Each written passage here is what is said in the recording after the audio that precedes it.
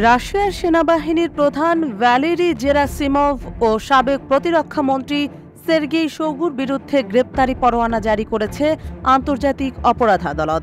Russia Ukraine যুদ্ধের সময় ইউক্রেনে যুদ্ধাপরাধ সংগঠনের গুরুতর অভিযোগ রয়েছে তাদের বিরুদ্ধে। গত মঙ্গলবার আইসিসির এক বিবৃতিতে রুশ সামরিক বাহিনীর প্রধান ও সাবেক মন্ত্রীর বিরুদ্ধে গ্রেপ্তারি পরোয়ানা জারির এই তথ্য জানানো হয়েছে। বিবৃতিতে আন্তর্জাতিক অপরাধ আদালত বলেছে, 2022 সালের 10 অক্টোবর থেকে 2023 সালের 9 মার্চ পর্যন্ত ইউক্রেনের বৈদ্যুতিক অবকাঠামোতে রাশিয়ার সামরিক বাহিনীর ক্ষেপণাস্ত্র হামলা চালানোর পেছনে এই দুই সন্দেহভাজনের হাত রয়েছে এবং এটি বিশ্বাস করার মতো যৌক্তিক কারণ খুঁজে পেয়েছেন বিচারকরা।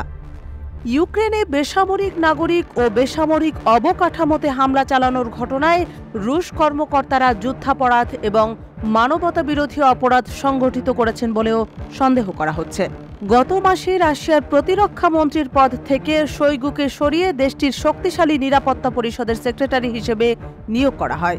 2022 সালে ইউক্রেনের সাথে যুদ্ধ শুরু হওয়ার পর রাশিয়ার সামরিক বাহিনীতে এটাই ছিল সবচেয়ে উল্লেখযোগ্য রদবদল। এই পরিবর্তন নিয়ে প্রচুর আলোচনা সমালোচনার মুখে পড়লেও নিজের সিদ্ধান্তে অটুট ছিলেন পুতিন।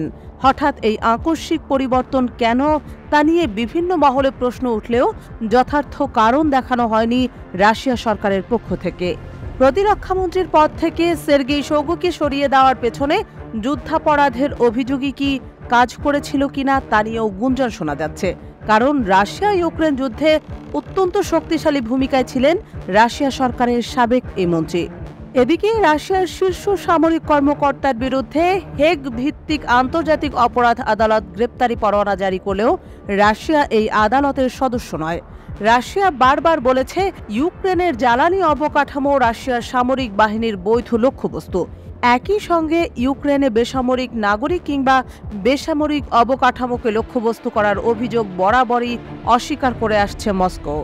অন্যদিকে ইউক্রেনও আন্তর্জাতিক অপরাধ আদালতের সদস্য নয়। তারপরও আইসিসিকে ইউক্রেনীয় ভূখণ্ডে সংগঠিত অপরাধের বিচার করার অধিকার দিয়েছে দেশটি।